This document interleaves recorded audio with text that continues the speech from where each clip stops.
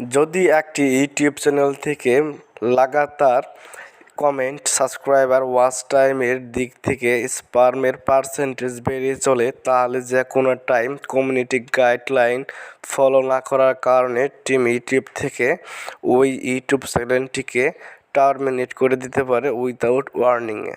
So কীভাবে আপনারা আপনাদের ইউটিউব চ্যানেলের স্পাম বের করবেন, কত পার্সেন্ট স্পাম হয়েছে তা নির্ণয় করবেন, তা আজকের ভিডিওতে দেখাবো।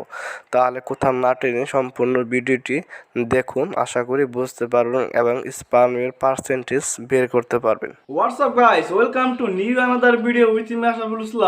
Let's talk another video. তাহলে চলুন সরাসরি মূল টপিকে ফিরে আসি। তো চ্যানেলের স্পাম পার্সেন্টেজ বের করার জন্য আমাদের চ্যানেলের লিঙ্কটি কপি করে নিতে হবে। লিঙ্ক কপি করার জন্য আমরা সরাসরি চলে যাব আমাদের ইউটিউব অ্যাকাউন্টে এবং এখান থেকে এই চ্যানেল ওকে করে এখানে উপরে হোম ট্যাবে যে দিক রয়েছে সেখান থেকে অ্যাবাউট সিলেক্ট করবো। এখান থেকে আমাদের চ্যানেলের যে লিঙ্কটা রয়েছে সেটার উপর টাচ করবো। টাচ করলে এখানে কপি লিঙ্ক একটা অপশনটি আসবে, এখান থেকে লিঙ্কটি কপি করে নিয়ে সরাসরি চলে যাব আমরা গুগল ড্রাইভে। তো গুগলে যাবার পর গুগলের সার্চ বারে লিখব স্পাম চ্যানেল ইন্ডিকেটরস।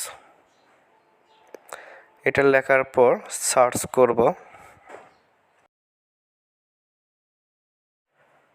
সার্চ করার পর প্রথমে যে অপশনটি আসবে এটার উপরে ক্লিক করব, অর্থাৎ স্পাম চ্যানেল ইন্ডিকেটরস অপশনটির উপরে ক্লিক করব। ক্লিক করার সাথে সাথে আমরা আমাদের যে কাজের জায়গা সেখানে চলে যাব। এখানে উপর দিকে লক্ষ্য করলে দেখবেন লেখা আছে স্পাম চ্যানেল ইন্ডিকেটর। আমরা যে আমাদের চ্যানেলের লিঙ্কটা কপি করেছি সেটা এখানে পেস্ট করে সার্চ অপশনে ওকে করে দেব। এখানে সার্চ অপশনে ওকে করে দেব।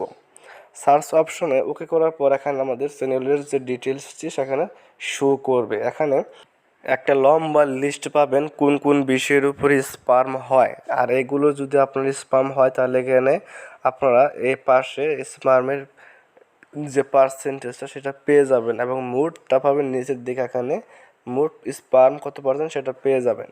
তো এখানে লক্ষ্য করলে দেখবেন যে আমার চ্যানেলে কোনো স্পাম হয় নাই, যার কারণে এখানে 0%।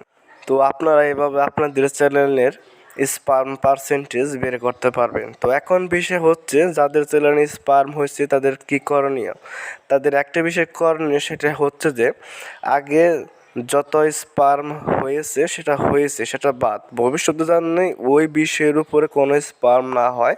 আর যদি না হয় তাহলে আগের যে স্পাম পার্সেন্টেজ হয়েছিল সেটা ডেট এক্সপায়ার হয়ে 0% নেমে আসবে। আশা করি ভিডিওটি আপনাদের অনেক ভালো লেগেছে। আর যদি ভিডিওটি ভালো লেগে থাকে তাহলে ভিডিওটি একটি লাইক করে দেবেন এবং চ্যানেলটি সাবস্ক্রাইব করে রাখবেন, যাতে করে এরকম ভিডিও আপনারা সবার প্রথমে পেয়ে যান।